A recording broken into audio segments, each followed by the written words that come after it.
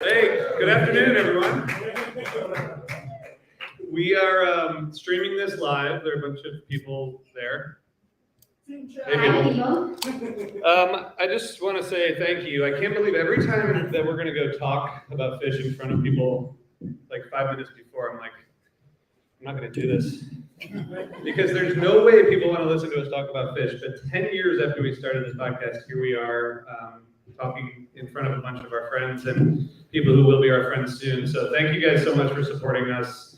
This is really awesome. Thanks to the Ardmore Music Hall for having us. I'm RJ. This is Megan. Hi. And I love being in the Ardmore. It's so nice to be here. It's the best. Yeah. I basically live here.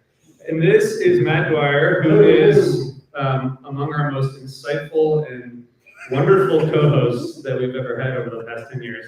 So we had to have him back to come up on stage. So thank you. Cheers. Real quick, we want to thank a couple sponsors. Iron Hill is providing this delicious beer. Thank you, Iron Hill. We have free beer on our shuttle yesterday and today. And if you were on the shuttle, that was quite an adventure. And we're ready for part 2. Appreciate you guys putting your trust in us, and it's going to be a lot of fun. Awesome. I also want to thank Rhythm, which is one of our sponsors of our after party last night. It was awesome. And today as well. So Rhythm is a premium cannabis brand with a passion for the plant. They're super committed to delivering a true plant experience. And they are grown and processed right here in Pennsylvania. Rhythm provides quality, premium flower, vape, and concentrate products, and they're going to fit your lifestyle and help you discover a beat that's all your own. So they take care to harness the unique qualities of each strain for the full spectrum of mind and body benefits. So check them out at rhythm.com, and that's rhythm without an H. So RYTHM.com. Thanks, Rhythm. Thank you, Rhythm. And Rhythm is set up over there. Thank you guys for coming, and thanks for supporting us. Also, if you didn't come here to listen to us talk about fish, there will be music soon.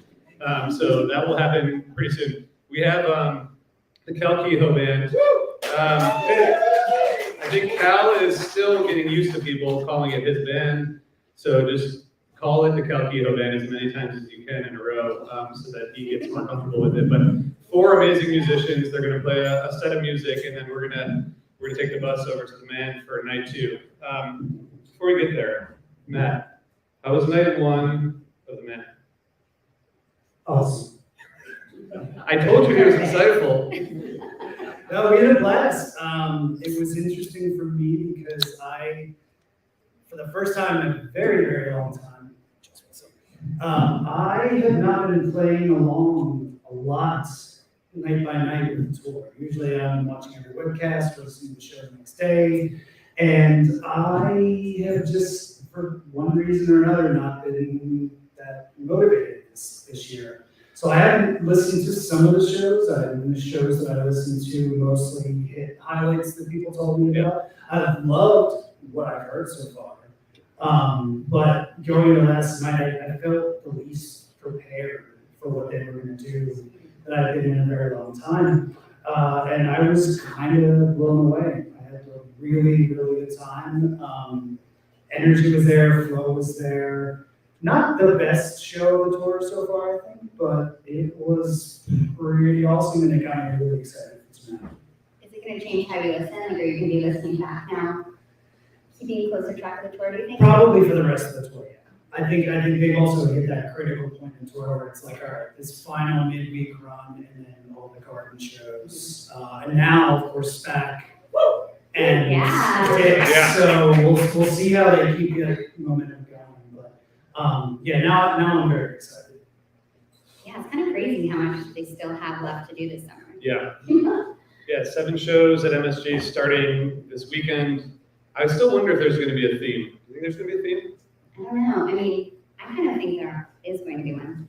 What do you think, Matt? I think the theme is going to be fish playing really, really fucking awesome shows. I'll take that. That's a great theme. The merch is going to be, we're going to run out of space, but I think that's a good idea. Okay, so the first set, I don't have to set this in front of me, but they played a lot of songs. Really nice, long bathtub gin at the beginning, and then, I thought it kind of, I was sort of checked out at times during the first set, because it felt like there were a lot of songs, but I know that many people felt differently. How did you guys feel about that first set? One thing I really liked is it was kind of like they play a song, Strawberry Letter 23, which is a song they don't play all the time. And then they launch into like a longer song, like Bathtub Gin. Whereas they did that the other day in Wilmington when I was at the show. It was like cars, trucks, buses, and then they go to like this big wave of hope. So I'm really into that kind of like pattern of starting with a song that's not played as often and then going a little bit deeper. Yeah. But yeah, I thought the Bathtub Gin was really fun. There were so many Page moments last night, but especially in that first set, you know, you've got like Him and Gin and Coil, these songs that are just remind me of Page, and you're just like always hit the Page feelings really well. Yeah. What was your take on it? Yeah, I mean, I felt the same way. Like when they play kind of a quickie, fun one, and then they go right into like a jam song, the second song of the night. Feels like there's like something happening there from the start. Jim was good, nothing crazy special about it. The segue into Back on the Train was awesome. Yeah. And that's something that you don't always see that early in the show, is that kind of flow from song to song. But you know, like I said, a couple of the things that I have heard on this tour that I'll kind of touch back on. One is Trey's playing, which I think has been really, really fire this summer. I was lucky enough to see the first night of the Trey Trio shows in Denver last month. And I know that was a kind of much maligned show for various reasons, mostly because people can't accept new things into their heart. Maybe they do after last night. Maybe they will. I mean, maybe they'll find their heart at the bottom of the well. Maybe it's a deep well. But no, I mean, I thought his play was really inspired. I heard a lot of really fast runs, stuff that you haven't heard from him in like 10 years, maybe more. And so that's one thing that I've heard. The second is tempos. The tempos are way up compared to the last couple of years. And then I think you have to give it to Fishman for that. He's driving that. And then the third is the fact that there's a lot of times that even when Trey's great, the other three guys are all great. Yeah. Like usually you can say like, all right, if 2 or 3 of them are really on right now, they can make something happen. But right now, they're all driving the jam forward. So the reason I bring that up, I think the first thing that I mentioned Trey's playing, I wasn't really seeing that last night. He was great, he was energetic, he was in it, but not that kind of incendiary playing that we've seen on tour. Maybe we'll see that tonight. Like the leadership kind of pushing the jams, is that what you mean, or just like phrasing? Just like fire playing, playing very fast, a lot of runs of notes that you might have expected in the 90s, but recently he's kind of a little bit more tasteful in the notes that he plays. I mean, just a lot. I think he's just been practicing a lot and playing the guitar like crazy, and so he's able to make that stuff happen like he hasn't been in a long time. I also feel like just looking at all of Cal's effects pedals makes me think he hasn't been using the effects like as much. You know what I mean? He's been playing more and less. I feel like sometimes when he was going heavy with like those new effects, he would end up on kind of like a island by himself. You know what I mean? And then the band would have to kind of like figure out how to, and then it would usually like dissipate. You know what I mean? But without effects, he's just like driving forward playing guitar. Like you said, like what you would expect in the 90s, which is wild. I'll give an anniversary throwback. Trey's slipping down his rig. He's basically just got the stuff on the floor and his controller and stuff. All the stuff he's talked about the last couple of years, like the rack effects and everything, he's kind of like ditched that a lot and gotten a lot more focused. And the throwback is to, I think what was our first ever live event, or maybe our second, when I accused Trey of just dicking around with his pedals too much all night because he had just made a bunch of changes to the rig. But that's kind of what you're talking about. It's like, and I as a guitarist, I find myself doing the same thing. It's like you get into a jam, and instead of thinking about what can I play, how can I express myself, it's like, okay, I've got all these tone machines in front of me, like what can I hit next to make it sound really cool, instead of just ditching all of that and saying, you know what, I'm just going to think with my head and my fingers and just make it happen. And it allows you to listen more. I feel like their jams this tour have been super conversational in a way that's like really stood out to me. And they've just been like allowing the jams to breathe. And I heard that a lot last night in the second set. Well, let's talk about the second set. Down with Disease, Into the Well. That's the only thing I remember. And I think they played other stuff. How many people's favorite Fish song is The Well? And some people say they don't like new Fish songs. so weird. Well, when you introduce it with a 20-minute jam, like then that's how you They're so that's how you smart. get people on But it's board. like, they've been doing this thing like they did with Tweezer into Oblivion, right? It's take this big, reliable jam vehicle and then follow it up with this new song and jam that out too. It's, when we were talking the other day on the pod and Brian was saying that there hasn't been that many 20+ minute jams back to back. There's been like 6 in all of Phish history. That's crazy. I think that we've gotten so used to expecting these monster jams that it was surprising to me that there haven't been that many. So last night, the wow was so fun. I love this song that has this really uplifting, really love and light intro in the lyrics, and then it just turns into the darkest, scariest shit you've ever heard in your life. It's just like, yeah, I like that. It's really great. And by the way, the back-to-back 20-minute jams thing, that's something only Brian Brinkman could do. Like, I still don't even know how he figured it out. RJ, I was thinking about that this morning for like an hour. I was like, what did he search by? Am I just dumb that I don't know how to search by that? Like, I was like, I'm glad to know it wasn't just me. No, I've been thinking about it a lot. You took a Phish.net master. I know the guy who wrote the lyrics to The Well. I think he's here somewhere. Great job. Amazing. And several songs debuted this tour so far that Tom co-wrote with Trey, which is really amazing. Matt, what was your take on that Down with Disease and The Well? That was like a 45-minute kind of segment of music. Yeah, something like that. Awesome. The disease was great. I was actually a little bit disappointed when it kind of started coming back around to the head at the end, but it was different. They were just kind of like improvising Down with Disease lyrics and harmonies over the end of this jam. And I was really hoping to hear The Well because once again, I saw it in Denver and it was the highlight of that show. Even when a lot of people were not exactly feeling that they played The Well, and everybody in the room was like, okay, this right here, this is it. So I was really excited about that. And then, they kind of played that dark ending and then they jammed and then they went back to it and then they finished up. And I don't know if you guys caught it, but immediately after, Fishman was just like, can you just play that one again? That was so awesome. And then Trey's like, The Well. Well, that was deep. It was so great. I feel like these new songs are so inspiring to them, which is just it's just more than we can ask of a band that's 40 years old. It's unbelievable that, through this partnership with Tom and Trey, that they can write these songs and a few months later, they're jamming them out to space. It's incredible and exciting. I think there's like a pretty clear pattern, and I've said this a bunch of times, but like new songs create inspiration for improv, right? Yeah. 2013, Wingsuit, the Fuego stuff, into 2014, and then like No Man.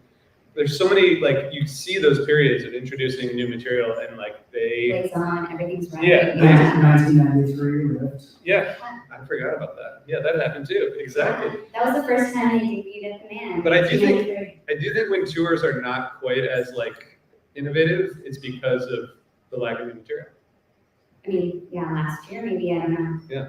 We were talking about that in the pod last year.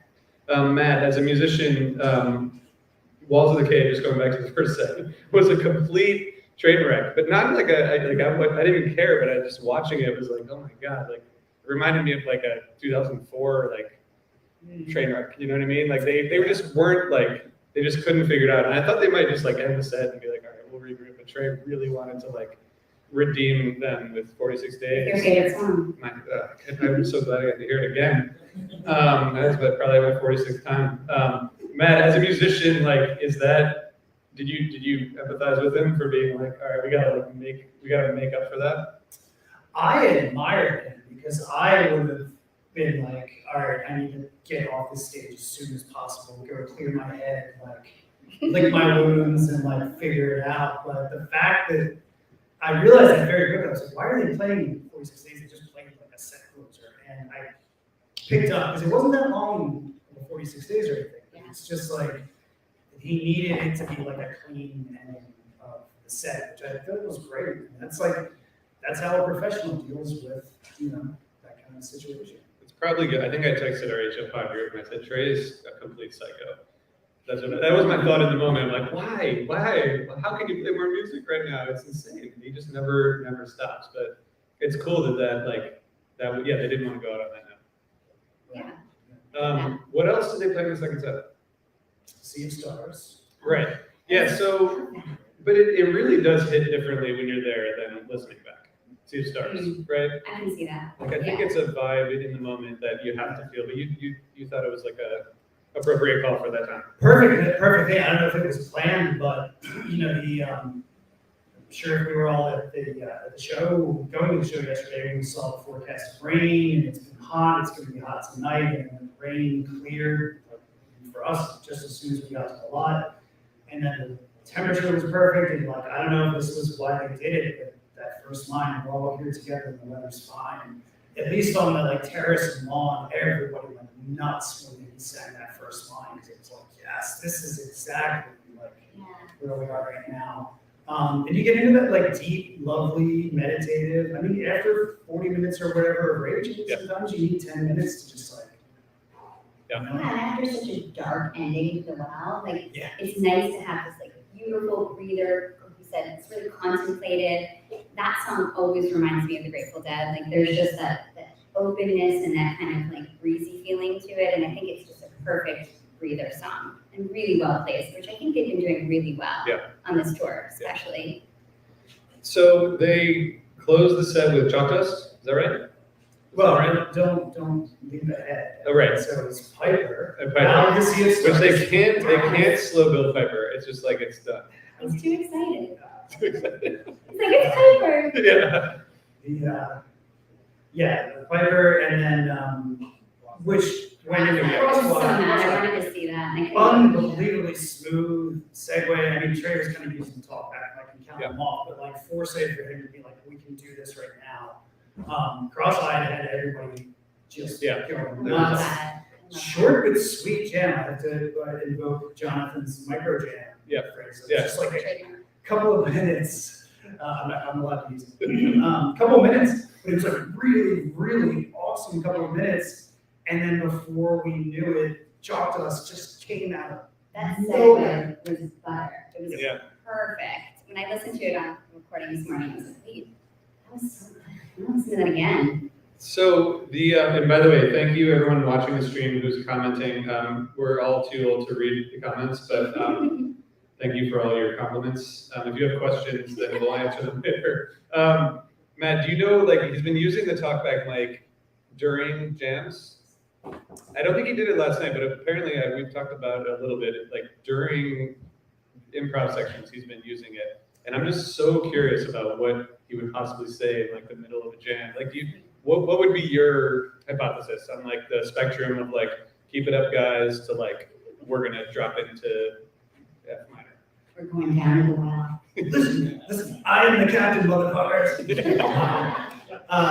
If you saw, and I have to praise this because I love that he's been doing this. The What Are You Doing videos on Instagram. Yeah. He talked to Bruno the other day, the monitor engineer, and said he has this thing now where he has a button and he can just talk directly to Bruno. So I think he's maybe doing a lot of that. Interesting. They've got in-ears now for the first time ever, which has got to be, after 40 years of playing through wedges, has to be a huge adjustment. So I imagine there's a lot of that stuff going on. So maybe it's more technical than I think it's that, but I think it's otherwise it's just calling out songs. And if you think about it, back in the 90s, he had the log, right? Because it was too far from page, so it's really bad. But then also something like last night, where he can be cross-eyed and painless, 1, 2, 3, and get into it. So it's great. I love it. Yeah, me too. And I thought the encore was super fun. Yeah, tell us about the encore. I was telling my wife that they were definitely going to play You Go Myself, including the counting into fire. It was you were this is it. It's sort of similar, right? It was They also had exactly 20 minutes before 11:30 when I saw that, so I was okay, this is right. It works out. Yeah. I was surprised they played fire. I mean, they played once a year. Yeah. They played a battle last year, but it's still kind of exciting when you hear it. It just makes me think of mid-90s Fish every time I hear that song. They're having such a good time. Yeah. And I hope everyone out there is having a good time. Hi, everybody. We're gonna get to some music in a couple minutes. You, Megan, are lucky enough to be going to Madison Square Garden this Friday. Yeah, this Friday, and we have a happy hour. We have an HF Pod happy hour. We're gonna be with Bluebird Hardwater. We're gonna be at Mustang Harry's starting at 4 o'clock. Yes, I'll be there. Come Mustang hang Harry's out. then. Yeah, perfect. Come hang out, say hi. Pre-game vibes are gonna be so high. It's night one. I'm excited. Do you guys want to record any predictions for the MSG run at all, or anything for tonight? I'm not really into the predictions game. Fair. I mean, I think it's fair to say MSG will be no repeats. Other than that, despite my joke earlier, I do have a feeling it's like no theme. It's just like 7 awesome nights. And I wonder if this is maybe an experiment in doing something that's not the full, commitment of the Baker's Dozen, Right. but also not just like a 3 or 4 night run in New York. I think somebody, which Jonathan was here, the Dead in the 90s used to do 7 or 8 nights at MSG over a couple of weeks, right? So maybe it's kind of that thing where A residency. they can do this once a year, almost like the Almonds at the weekend, right? It's just once a year they kind of set them in there and do their thing. Who knows? Maybe this means that New Year's is going to be somewhere else. Yeah. I mean, Wow. probably not. Probably not realistically, but who knows? Or they could just do a 7 Deadly Sins theme. I think it's too dark. No, they're all loving I think it. it's too dark. Slot? Bagels. I heard bagels. I heard bagels. Bagels would be great. Yeah. Colors of the rainbow. Colors of the rainbow Yeah. makes a lot of sense. That would be super cool. Although I hope we would get advance notice because I would really want to plan my outfits accordingly. So I know they need to give I'm you gonna heads need some up. insider info if that happens. So one night it's going to be Barbie night, the next night it's going to be Oh, yes. Oppenheimer night. Now we're talking. anyone watching who has inside info, can you tell us? But only so Megan can plan her outfits, because she doesn't want to be unprepared for outfits. Okay, well, I guess we should get to some music, although this is really fun. Does anyone have anything they want to say or any questions for our esteemed panel before we move on? Is Mike's new bass affecting their playing? Ooh. Is Mike's new bass affecting their playing? Well, I was watching that video that Trey made of Mike, and Mike was talking about what he does when Trey goes low on his new effects. And I wonder if that's something he's thinking about, especially after last year when Trey was playing so much, really low end effects. So that was interesting to me, but Mike sounds better in the mix to me this year, a lot better. And that's been exciting because I really missed him last year. I felt like he was not turned up enough. So, but I don't know how it's affecting their playing. What do you think? I mean, I agree with what you just said, but my takeaway of it last night, because this was the first time I was hearing the new bass in person, was how crystal clear Mike was. First off, the sound, I don't know about the pavilion, the sound on the terrace and one last night was unbelievable. It was so That's good, awesome. the bass was so powerful, I could hear every single note that Mike was saying without sacrificing the drums or anything. So I would say, if anything, maybe that is affecting it, and that they've got more clarity, and so they can jive it together a little bit more. But who knows? Yeah.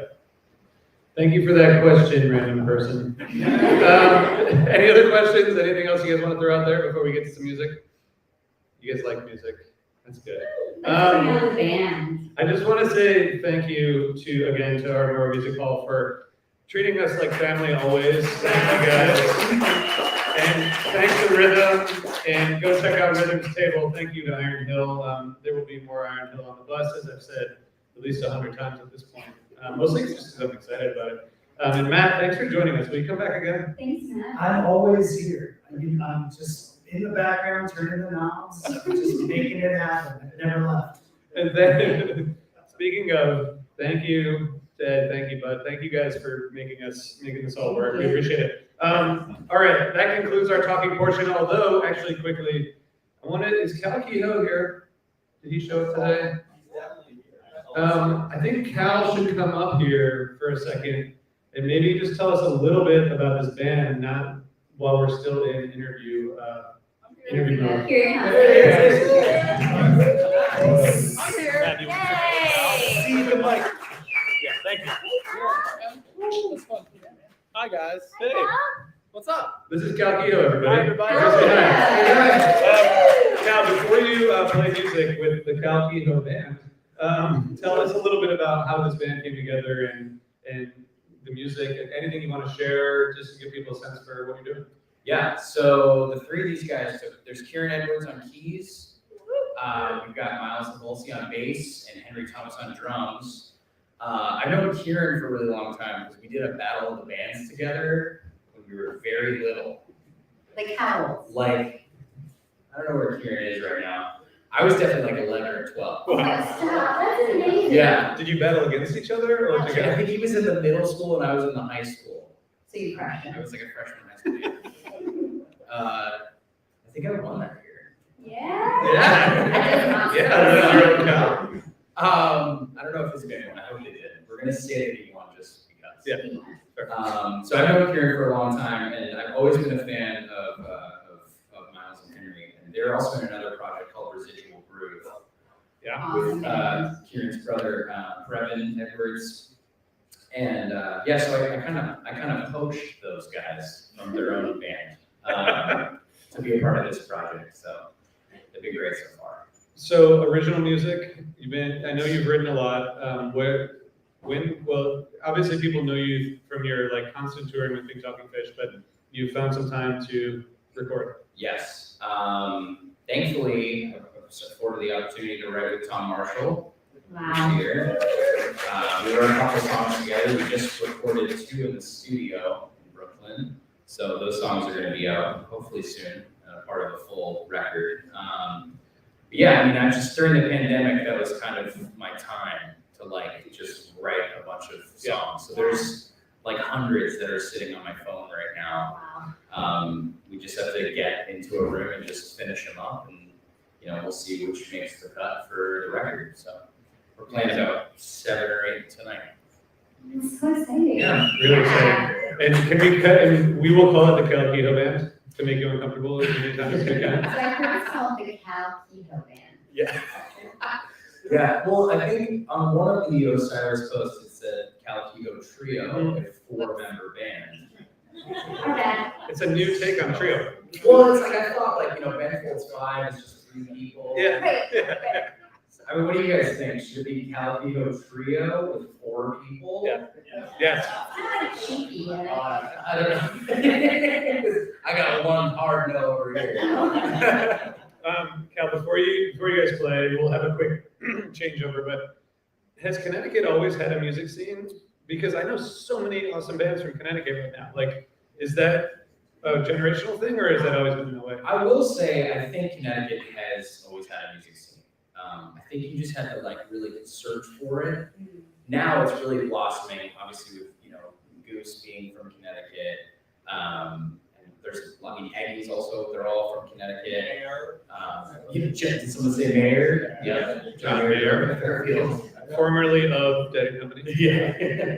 to be continued.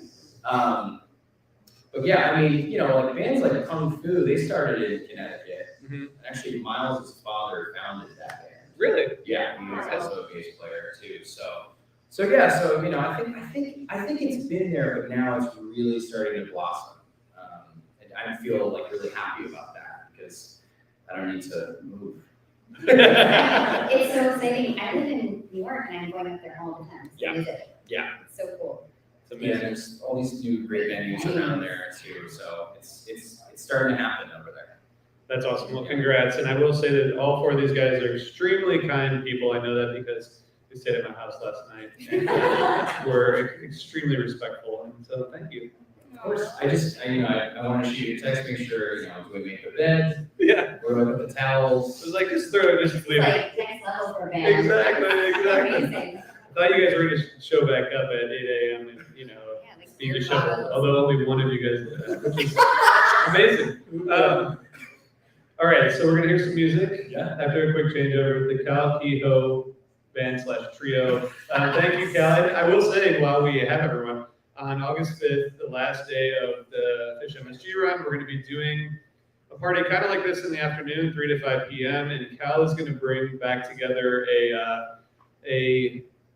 the code name, can I say the code name? Yeah, I think Tom actually came up with it, but the code name was Black Eyed Katie because they played it as a 97 tribute, but we're getting that band back together with a different keyboard player, but with Karen, you, Adrian, and Chris, and Karen, and you guys are gonna play some music and we're gonna do this kind of thing. So if you're going to MSG, come hang out with us on August 5th, and thank you for always being willing to hang with us. Absolutely. It's the 10-year anniversary of Osiris. That's the party, right? Of the Helping Friendly Helping Podcast. Friendly Yeah, Podcast, yeah, and you're Let's give it up for that. crazy. People still listen to us. Yeah, we were backstage and people said they were listening to us and I'm just like, really I still surprised. don't really believe it. People, I meet musicians and they're like, we listen to your podcast. And I'm like, you're just saying that. Thank you though. It really makes me feel good. Thanks for saying that. Thanks for saying that. All right, let's hear some music. Thank you guys all for coming. Thanks everybody for watching the stream. You'll hear a bunch of music in just a couple minutes. Thank you. Thanks, everybody. Thanks, guys.